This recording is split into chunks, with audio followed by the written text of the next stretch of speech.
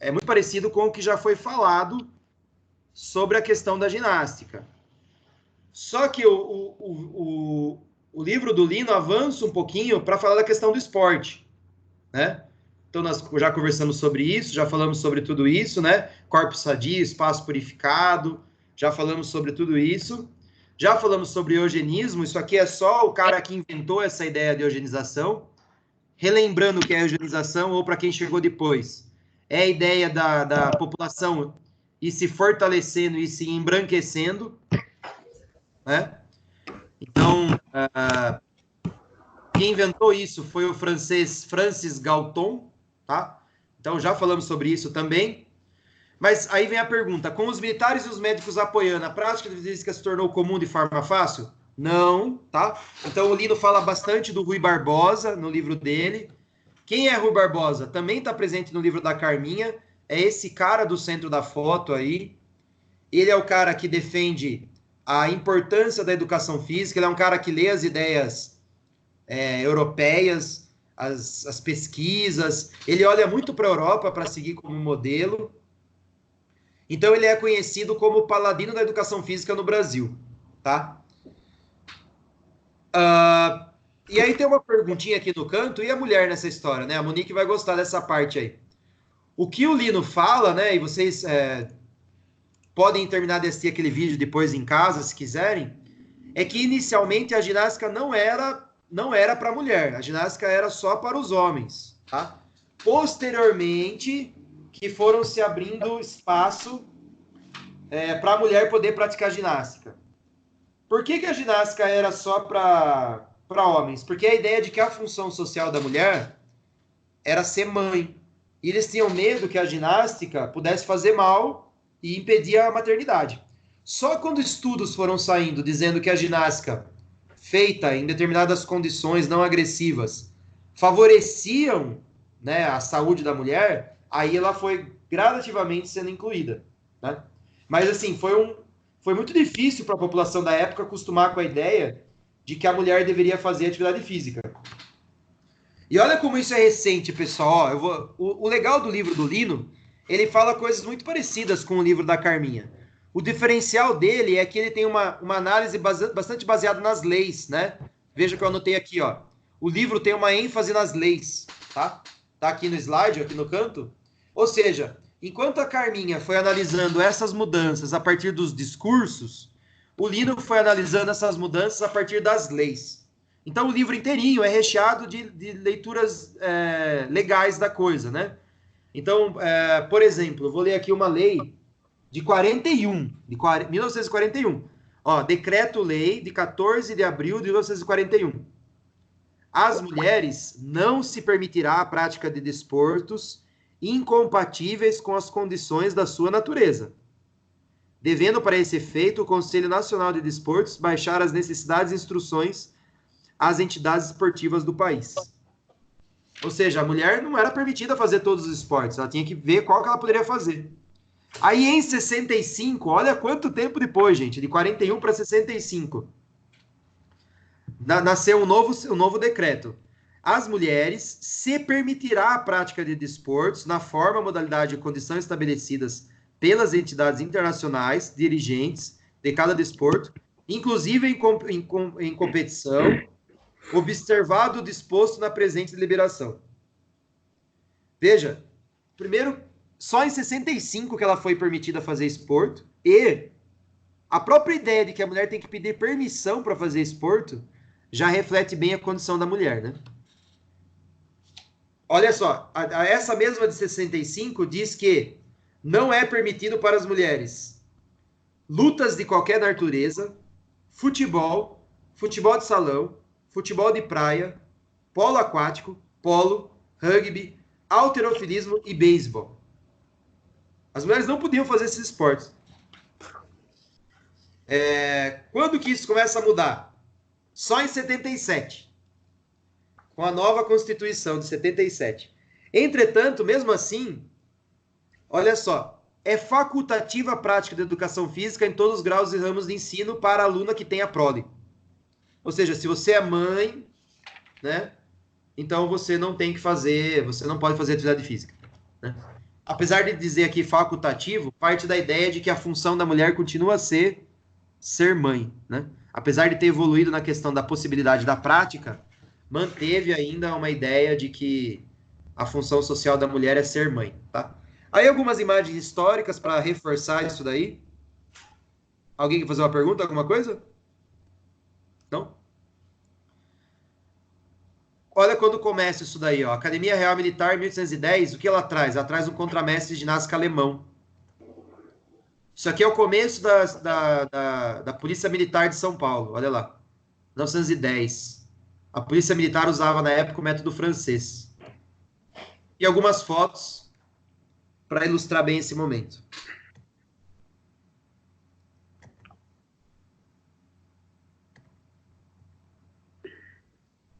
Bom, e aí vem a parte do livro do Guido, que começa a falar de esportes, então, né?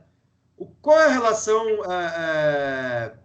com os esportes, né? Como que o esporte começa a ganhar força, então? Vejam, o contexto começa a mudar. Quando o Brasil começa a se industrializar, começa a ter um êxodo rural. O que é êxodo rural? As pessoas começam a largar a vida no campo e elas começam a ir para as cidades. Porque na cidade a vida, pelo menos na promessa, é mais fácil, é melhor.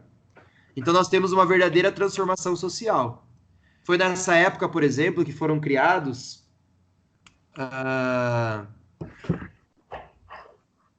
as primeiras favelas, né?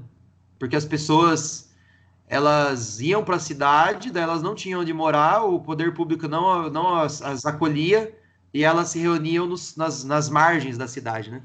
Por isso que fala assim, que fulano é marginal, né? Marginal porque ele mora na margem. As favelas são margens. E aí começa a ter a necessidade de um ensino tecnológico.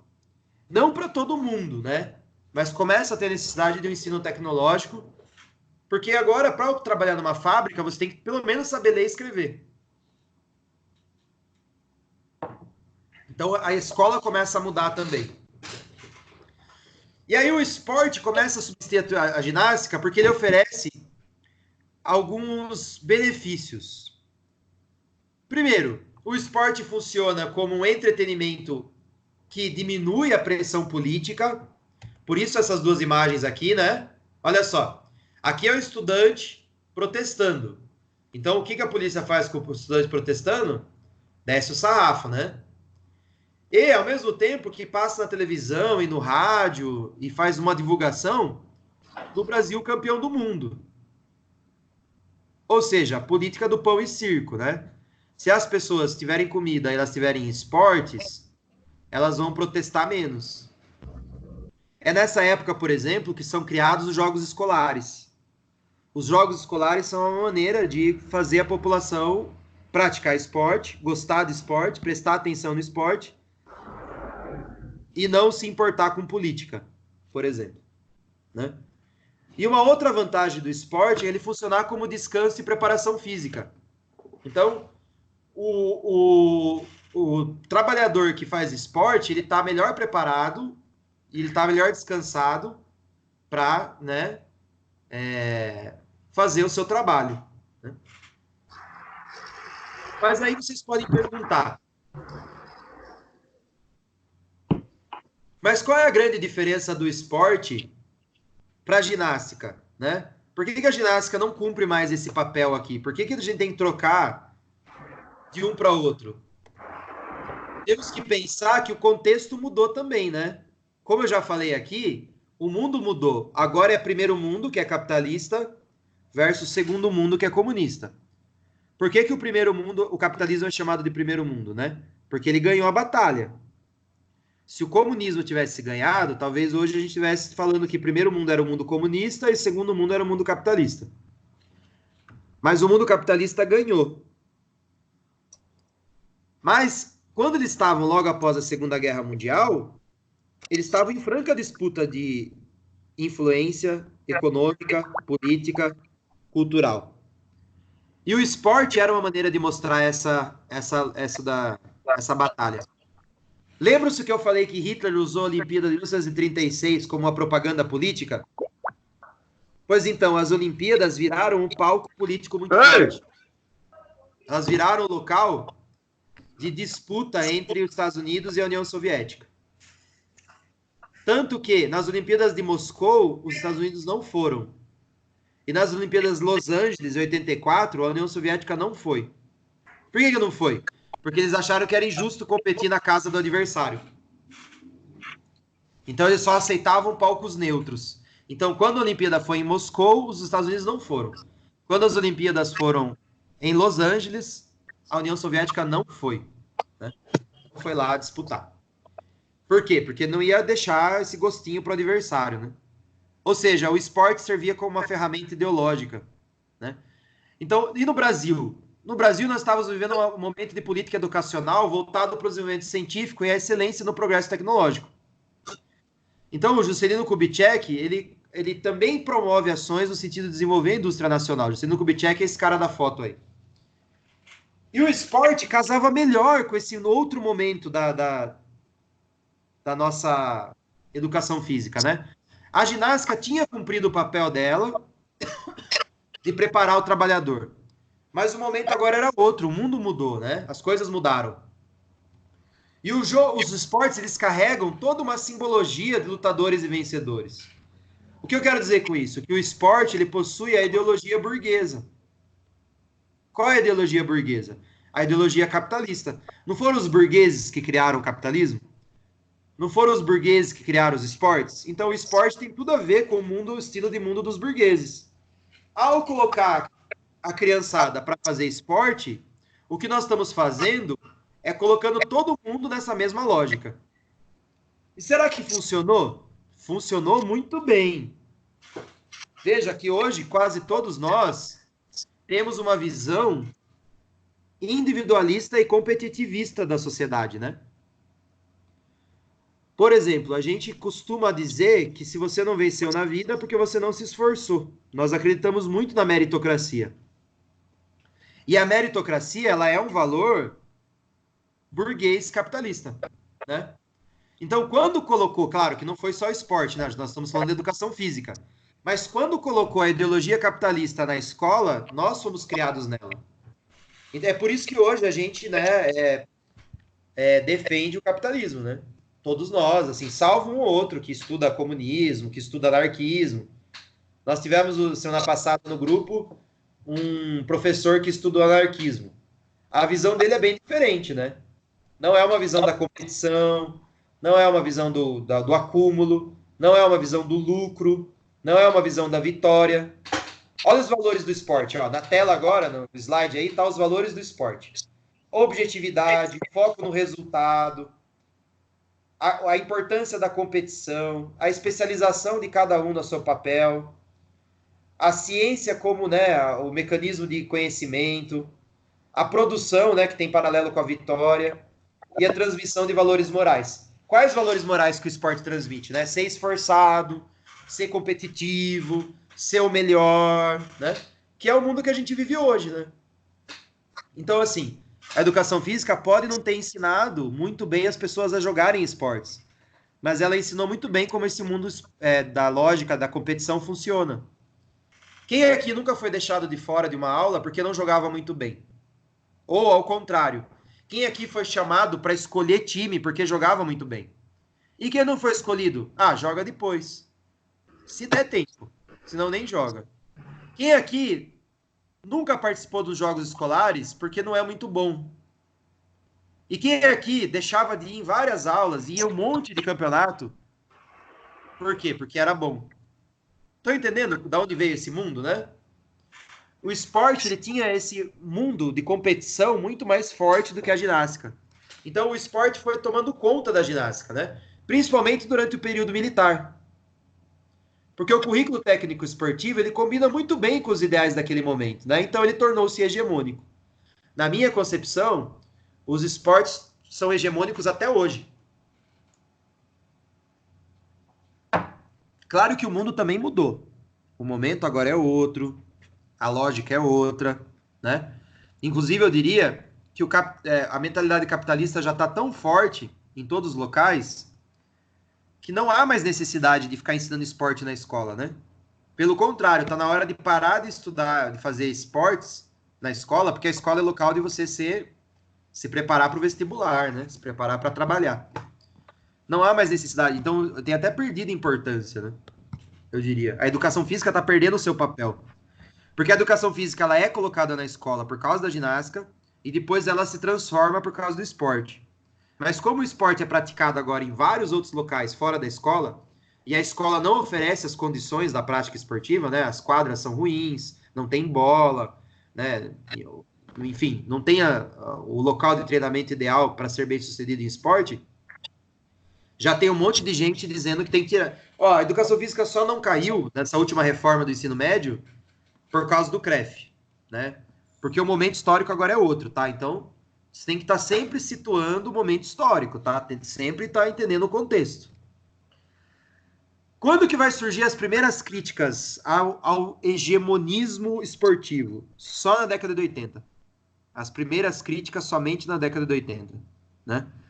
Aí, os currículos eu vou falar no final, o Cleiton vai falar um pouquinho sobre isso também na próxima aula. Quais são as principais críticas do currículo? Exclusão, seleção dos mais aptos, distorção da função escolar, reforço da política do pão e circo, reforço de valores capitalistas e mascaramento social. Então, quando que começam a surgir os caras que falam tudo isso? Na década de 80. Inclusive esse livro do Lino, que é de 88. E essas críticas que vão gerar a crise da educação física, né? Porque ó, os professores estão preparados para ensinar esportes, eles não são preparados para outras coisas. E o que acontece quando eles não ensinam os esportes, né? Eles são, então, criticados ou por ensinar ou por não ensinar. E eles não sabem fazer outra coisa, porque eles aprenderam daquele jeito. O resultado é, então, né, uma crise para a área. Tá todo mundo dizendo que a educação física está ruim, mas ninguém sabe muito bem como fazer, o que fazer no lugar, tá? Então, algumas fotos para mostrar essa educação física que foi se transformando de ginástica em esportivista.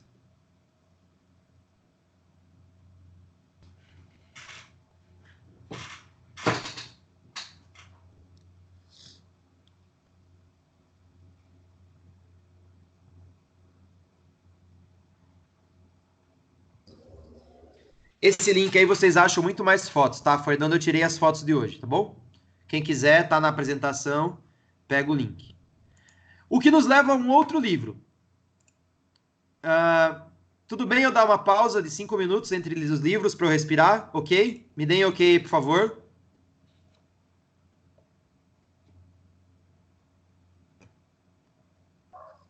Obrigado, pessoal. 5 minutinhos eu já volto, tá? Nós vamos fazer isso entre cada livro, porque não vai ter intervalo, vai ser diretão, então eu vou parando entre os livros, tá bom? Até daqui a pouco.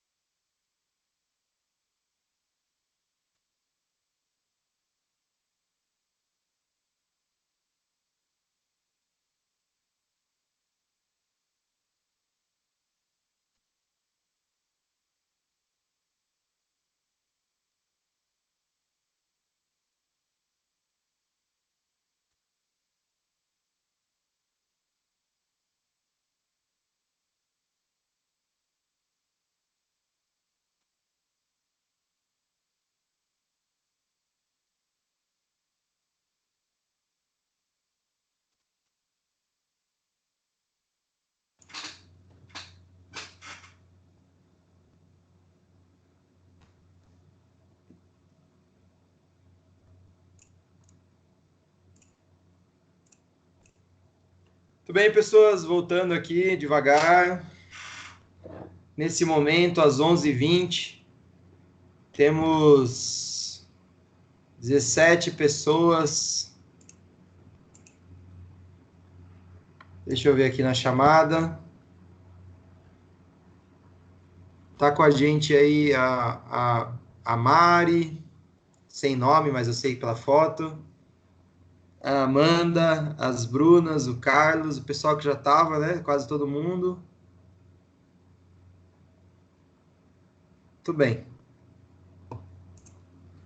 Retornando, então. Educação Física Progressista, Paulo Giraldelli. A minha edição que eu usei, esse livro está em PDF na nuvem do grupo. O que é esse livro, então? Ele trata da história da educação física, de tudo que foi falado até aqui. Mas ele é mais simples. Então, quem quiser fazer uma primeira leitura curtinha, pode começar por ele. Eu acredito que ele sirva mais como introdução ou como revisão do que ele mesmo tem a chance de cair em concurso, tá? Porque ele já caiu no passado, mas hoje ele é um livro já meio ultrapassado, né? Então aqui eu não vou falar tudo de novo que já foi falado. O que eu vou fazer é mostrar pequenas diferenças entre esse e os outros, tá? Então, tudo que já foi falado. Alguns decretos de lei, por exemplo, né, da educação física ginástica, lá, Rui Barbosa, já falamos quem é. Alguma curiosidade aqui, ó, decreto de lei de 1879, que dispunha da reforma do primário e secundário, foi quando a educação física foi inserida, né, pela primeira vez em 1879, né, e essa Rui Barbosa aqui não tem nada a ver com a atriz, tá? Por isso essa foto aí. É esse Rui Barbosa aqui, né? Para quem se confundir aí, não tem nada a ver, tá? Bom, e aqui tem um negócio interessante, que a própria ideia de educação física ela veio posteriormente, mas ela entra como educação, como ginástica mesmo, tá? O objetivo era a educação física e não a disciplina, né? O nome da disciplina era ginástica. E ela era uma atividade extraescolar, coisa que perdurou por muito tempo. Ela só foi passar a ser uma disciplina componente do currículo oficial na LDB de 96. Até a LDB de 96, a educação física era uma atividade complementar, né?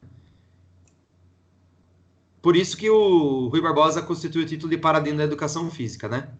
Isso aqui é uma imagem da revolta da vacina, tá? Que também é retratada no livro como esse momento de higienização do povo e o povo se revoltando contra as ações do governo.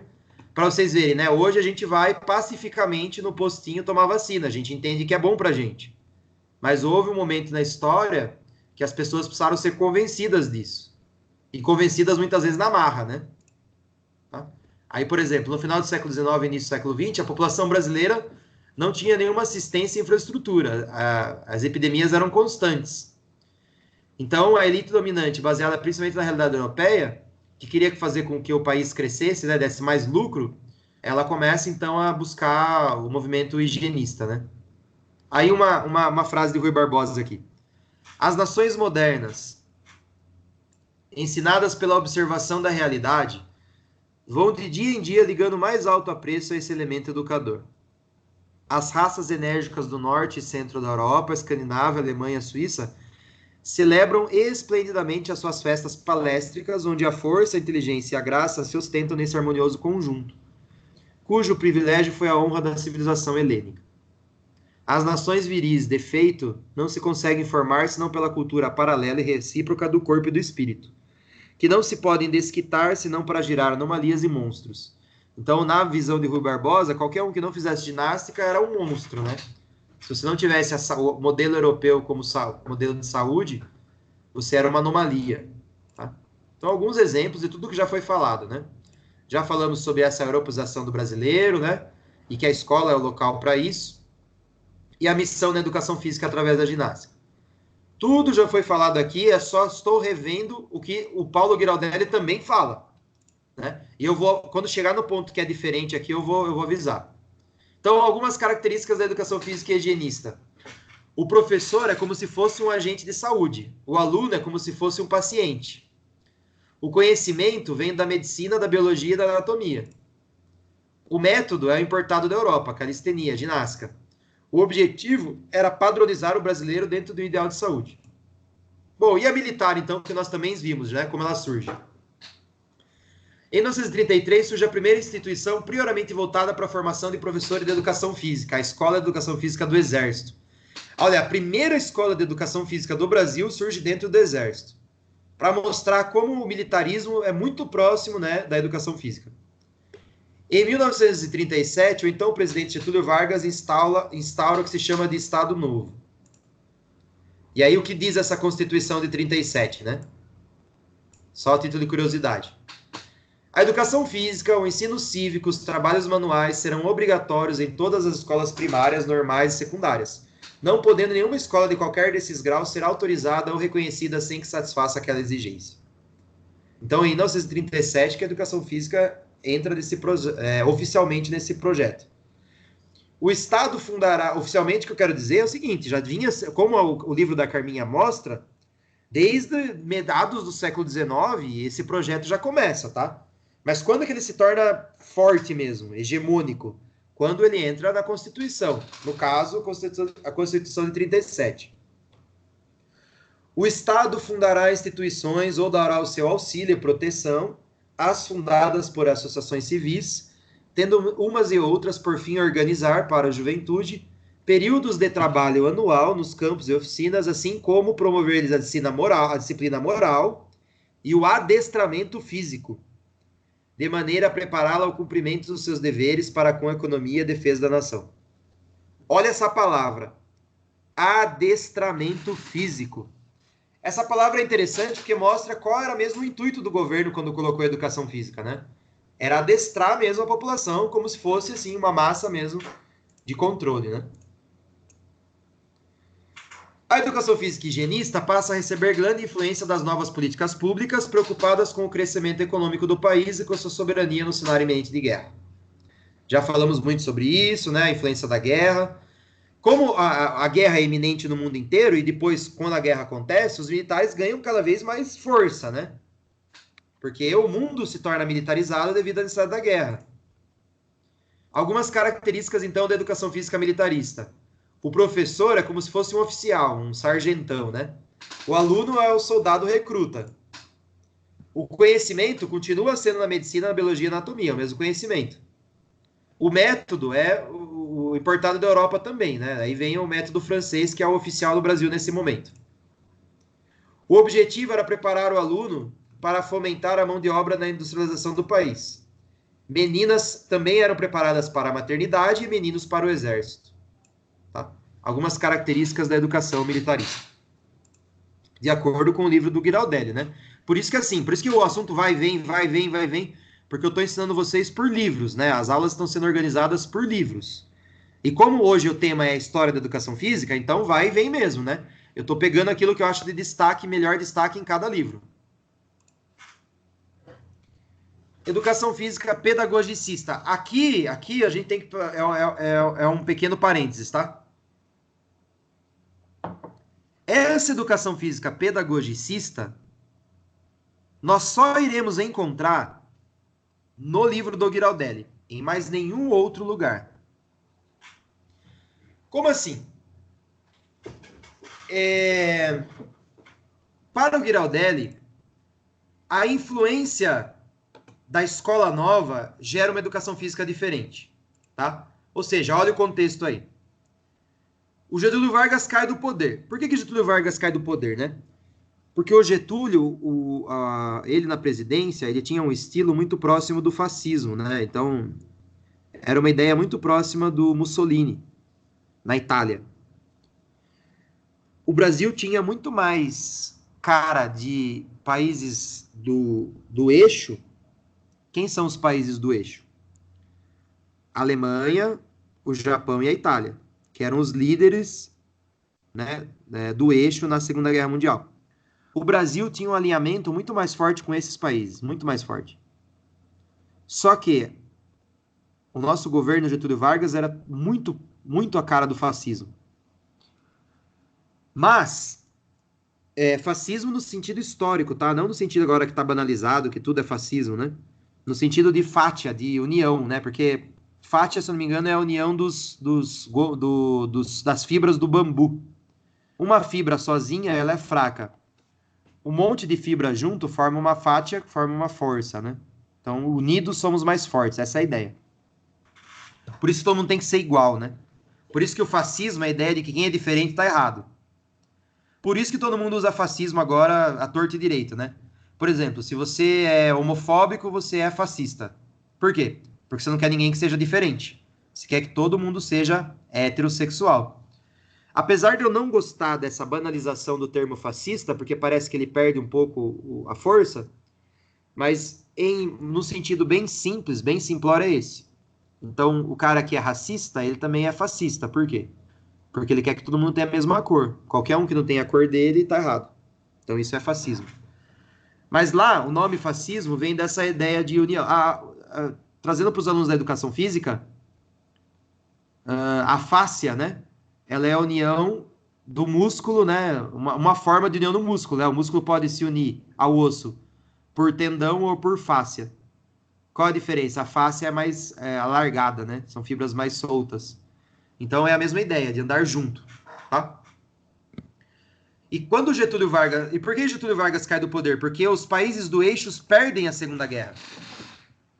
A Alemanha, a Itália e o Japão perdem. E como o Getúlio era muito alinhado com esses países, mas vocês podem falar assim, mas o Brasil não entrou na Segunda Guerra ao lado do eixo, ao lado dos aliados? Entramos sim, inclusive a gente chegou até a mandar soldado para a guerra. Só que a gente entrou por causa da influência dos Estados Unidos nas Américas, né? Se a gente ficasse do lado da Alemanha, a gente tava fudido, porque os Estados Unidos ia arregaçar tudo aqui. Então, com medo de ser destruído, o Brasil entrou do lado dos aliados. Mas há vários historiadores que vão dizer que o Getúlio Vargas estava doido para entrar do lado dos aliados, do eixo. Quando a Alemanha perde a Segunda Guerra, Getúlio Vargas, que estava alinhado com aquele pensamento, também perde influência, né? Ele perde o poder. Tá? Ou seja, tem várias manifestações populares querendo mudança social. Nesse mesmo período, tinha ganhado destaque o Manifesto dos Pioneiros da Educação Nova. Educação Nova eu vou falar melhor no período da tarde, quando a gente discutia um educador, um psicólogo dos Estados Unidos chamado John Dewey,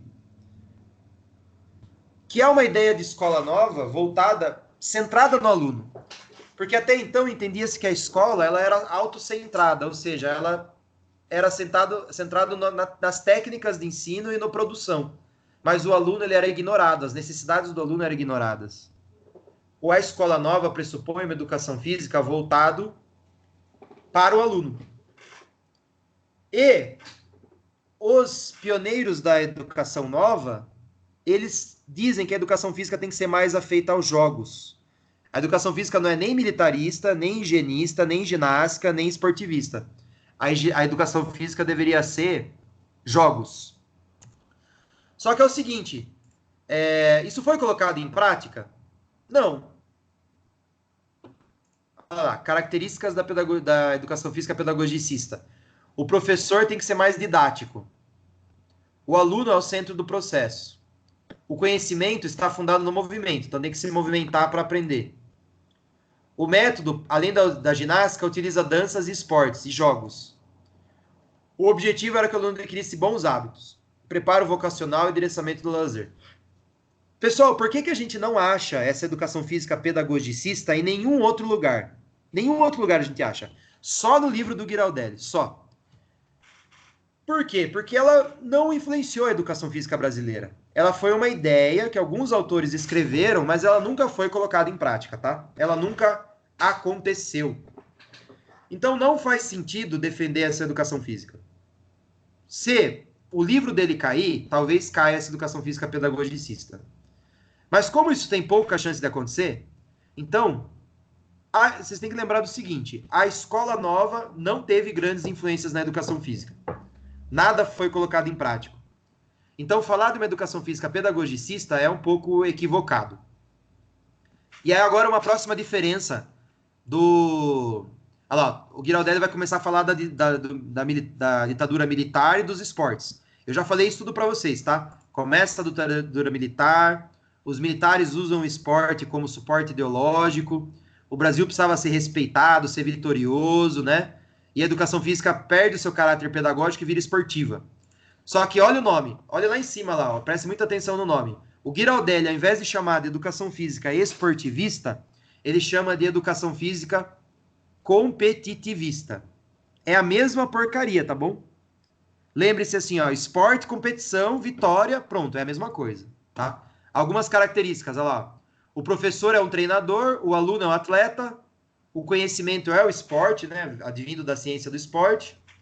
Os métodos são os treinamentos esportivos e o objetivo é a escola, o objetivo da escola é garimpar talento, certo? A gente já assistiu esse vídeo de apoio. Então, ou seja, vocês vão se lembrar da diferença do Giraldelli, é o seguinte, quem lê o livro dele vai lembrar do seguinte, se quiser ler o livro dele para entender a história da educação física, pode, mas lembre-se, pedagogicista é a escola nova, pouquíssima influência na prática. Competitivista é a mesma coisa que educação física esportivista. Tudo bem? Encerramos, então, o livro do Ghirardelli. Como eu falei, ele era um repeteco de tudo que já foi falado, né? E ele só acrescenta esses dois detalhes aí que eu queria passar para vocês. Bom, e aí o último livro de hoje, tá? Educação Física cuida do corpo e mente. O autor é João Paulo Subirá Medina. É um livro que cai pra caramba em concurso, inclusive cai no concurso de Jundiaí, tá? É um livro muito famoso, né? A minha edição, por exemplo, é a 20ª edição, de 2005, mas o original foi publicado em 1990. Eu imagino que deva estar agora, sei lá, se em 2005 já estava na 20ª edição, e ele continua vendendo, tá? Significa que é um dos livros mais clássicos da educação física, certo? Por que ele ficou tão famoso assim? Esses são os 3 capítulos do livro, tá? 3 capítulos do livro. Ele ficou famoso porque vocês vão se lembrar que quando a ditadura cai, a ditadura começa a cair em 84, né? Que daí ela passa para um governo de transição, e aí abre-se eleições pela primeira vez em 89, né? Para assumir a Constituição vem em 88, e aí abre-se eleições para os anos 90 que o Fernando Collor vai ganhar. Durante todo esse período, a ditadura já estava enfraquecida desde o início dos anos 80. E começa a ter muitas críticas ao esporte. Lembra que eu falei isso, né? Gerando a crise da educação física. Não é esse livro que gerou a crise, tá bom? Vocês têm que entender isso. Não é esse livro que gerou a crise na educação física. Vários livros fizeram isso. Vários. Inclusive, todos os que nós acabamos de ler hoje. O da Carminha, o do Lino, o do Ghirardelli, né? Então, e muitos outros, muitos outros. O que esses livros fazem é provocar as pessoas para pensar uma nova educação física. E todos eles juntos são a crise da educação física. Só que esse livro fica muito famoso porque ele pede a crise. Olha aí, olha, esses são os capítulos, tá? Olha o primeiro capítulo, ó. A educação física precisa entrar em crise. Ela precisa entrar em crise. Como que ele faz esse estudo, né? Porque esse livrinho fininho é o mestrado dele, do Medina. Como que ele faz esse livro, então? Ele diz, ele pega 3 conceitos de Paulo Freire.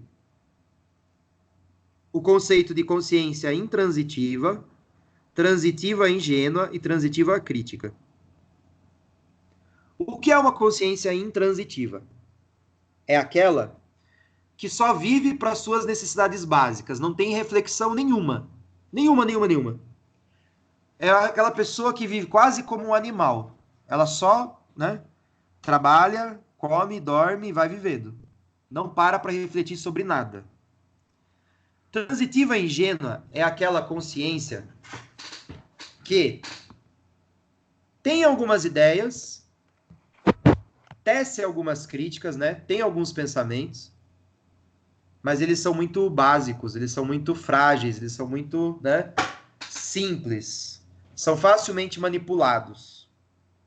E por fim, a transitiva crítica, que é aquela pessoa que tem a capacidade de questionar os conhecimentos que ela recebe.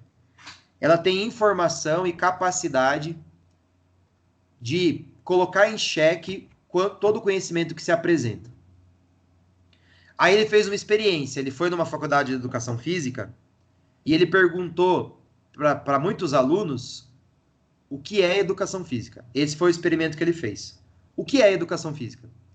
E ele percebeu que todos os alunos, quase todos, estavam ou na consciência intransitiva ou na transitiva ingênua.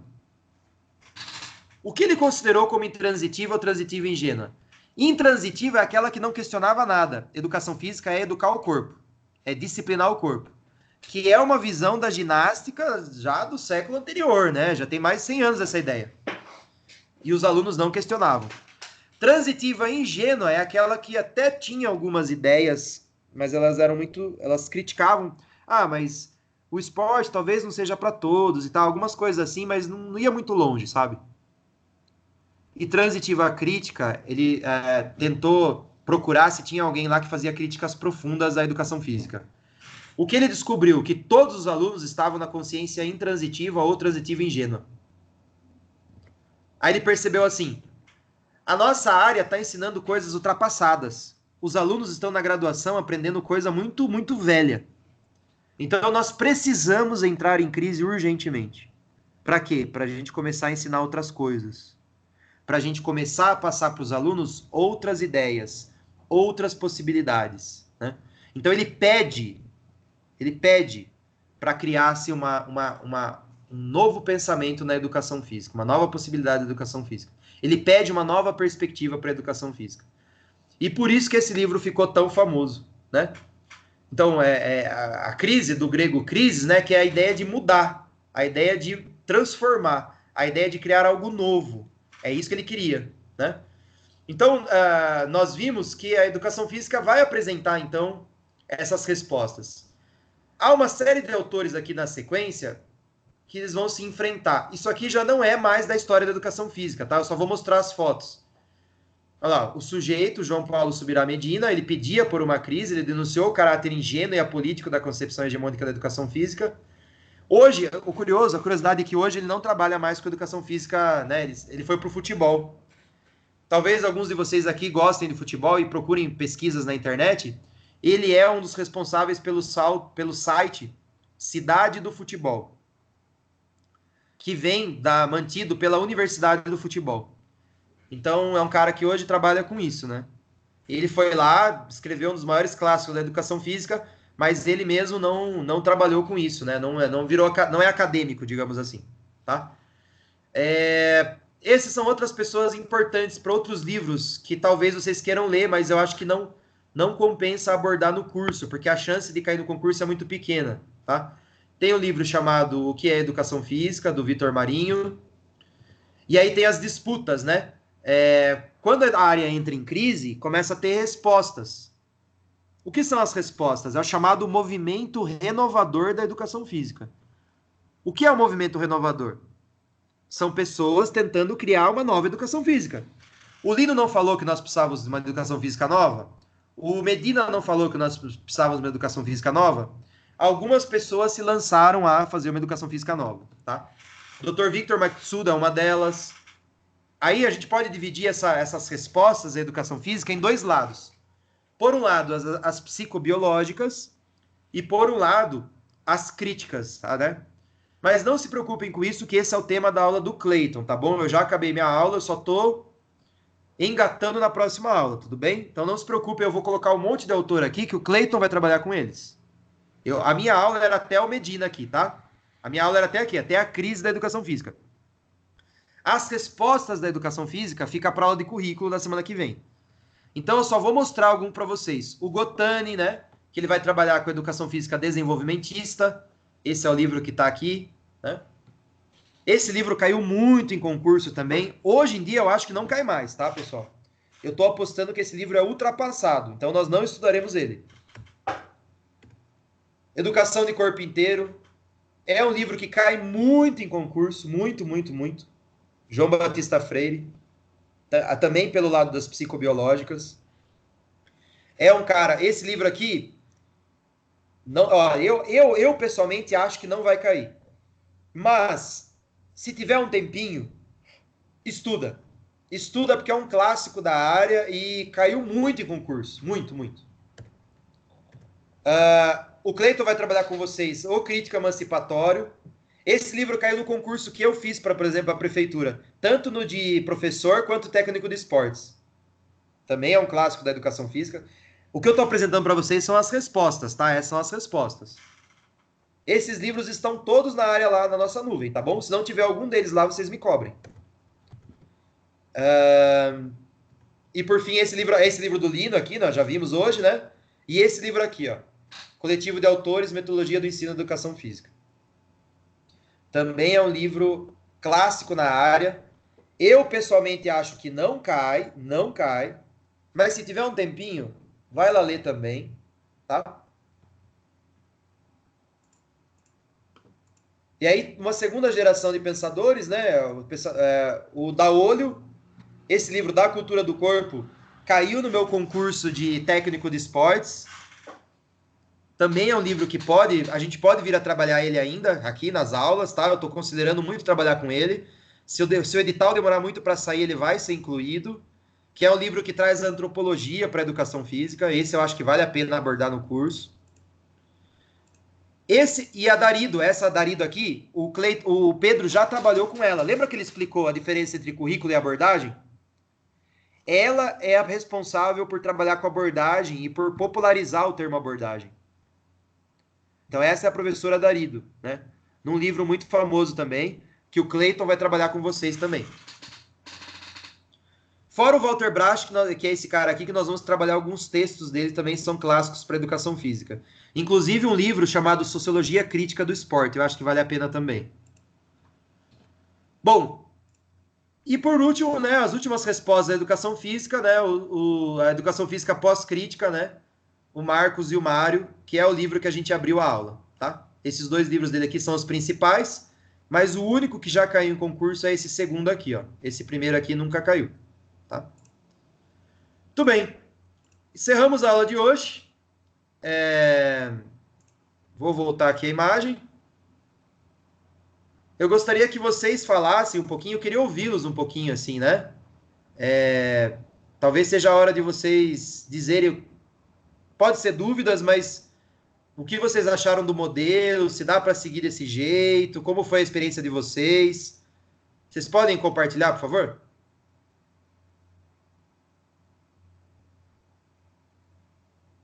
Pode ser por áudio agora.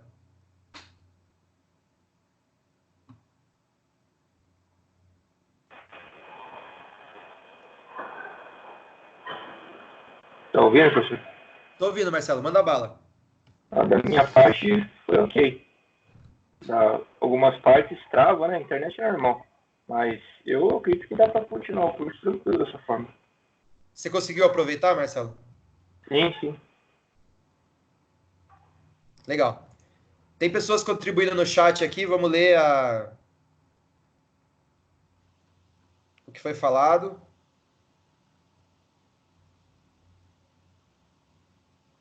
Sumiu.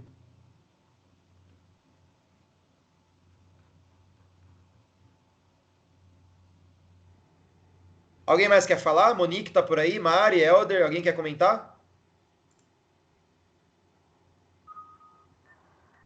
Acho que só você estava me ouvindo, Marcelo. Não, eu tô ouvindo também. Boa, Monique. Manda bala aí. Conversa com a gente aí. Então, assim como o Marcelo falou, algumas vezes trava. Daí a gente tenta se reconectar novamente e ver como fica. Eu gostei bastante.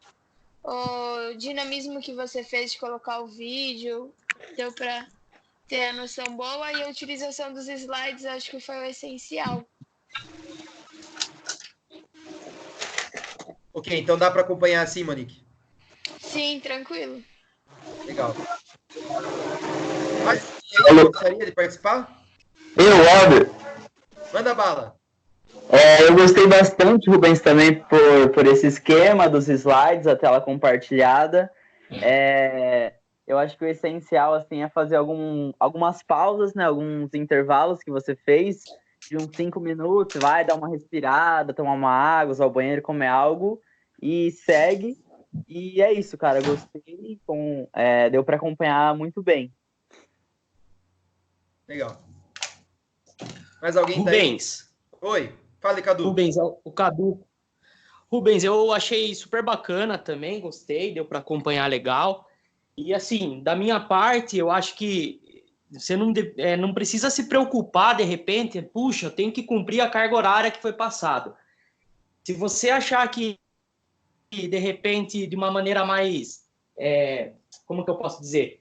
Vou reduzir isso, a carga, vou reduzir o horário das aulas para otimizar mais o tempo aqui. Da minha parte, você pode ficar à vontade, entendeu? Criar a sua estratégia, a sua didática aí, sem se prender muito, tipo, nas 8 horas por dia. Só isso que eu acho que eu queria acrescentar aí. Legal, obrigado, Cadu. Faz sentido. Complementando o que o Cadu falou, porque também vocês estão a semana inteira lançando as coisas lá pra gente, né? O Pedro mandou algumas questões, os livros, então também já vai ajudando. Legal, então o nosso diálogo continua então, né? O período da tarde. Podemos voltar a 1h30, tudo bem para vocês? Voltar a 1h30? Todo mundo ok? Tranquilo. 1h30? Ok, então continuaremos nesse mesmo esquema, então, 1h30. 1h30 voltaremos na parte pedagógica, nesse mesmo esquema, então, de discussão de livros, né? Eu escolhi alguns livros especificamente.